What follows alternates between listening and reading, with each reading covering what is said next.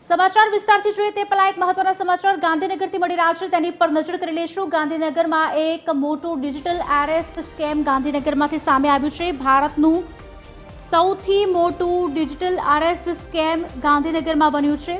એક senior citizen મહિલા ડોક્ટરને 3 મહિના સુધી ડિજિટલ એરેસ્ટમાં રાખીને ગઠિયાઓએ તેમની પાસેથી 19.24 કરોડ રૂપિયા ખંખેર્યા છે। આ ફ્રોડ ભારતનું અત્યાર સુધીનો સૌથી મોટો સ્કેમ છે। ठगोए खोटा पोलीस और सरकारी अधिकारीओ बनीने वीडियो कॉल्स और बनावटी पत्रों महिला ने धमकावी और 90 दिवस सुधी डिजिटल अरेस्ट राखी।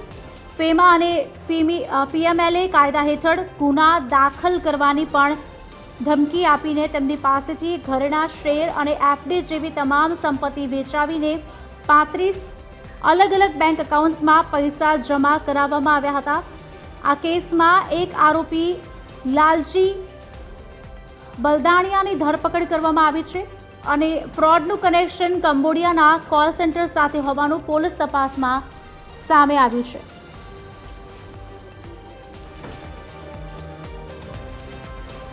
आज अंगे વધુ વાતચીત કરશે associate editor Sonal Anadkat phone line પર જોડાયા છે।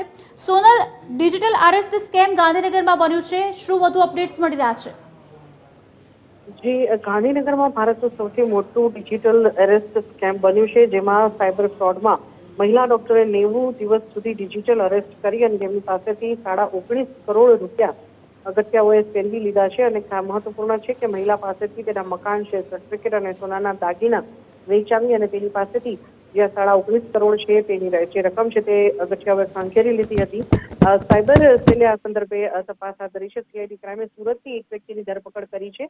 आ कौभांड अंतर्गत जे 1 करोड़ रूपिया जे खातामां ट्रांसफर थया हता तेनी विगत पोलीसने मळता तेनो जे तपासनो रेलो छे ते सूरत सुधी पहोंच्यो हतो। ने सूरतमां हाल एक व्यक्तिनी धरपकड़ करी छे, जेना नाम पर एक खातुं हतुं अने तेनी धरपकड़ बाद हवे साइबर सेले आ संदर्भमां वधारे तपास जे छे ते आगळ हाथ धरी छे।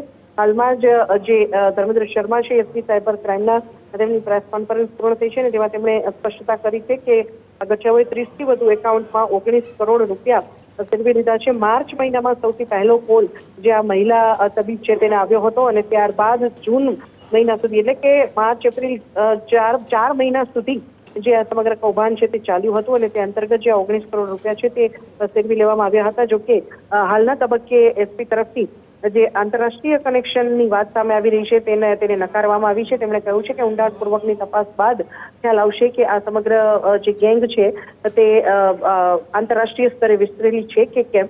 જો કે હાલના તબક્કે જે તપાસ છે તે ચાલી રહી છે। ઊંડાણપૂર્વકની તપાસ બાદ એટલું સામે આવ્યું છે કે જે સમગ્ર કૌભાંડ છે 30 જેટલા જે એકાઉન્ટ છે તે કોઈ એક વ્યક્તિના નામે ન હોઈ શકે। એક સમગ્ર રીતે જોવા જઈએ તો એક મોટું સ્કેમ અને એક બહુ મોટી ગેંગ આ સમગ્ર કૌભાંડમાં સંકળાયેલી છે અને તે માટે તે દિશામાં પોલીસે હાલ તપાસ હાથ ધરી છે।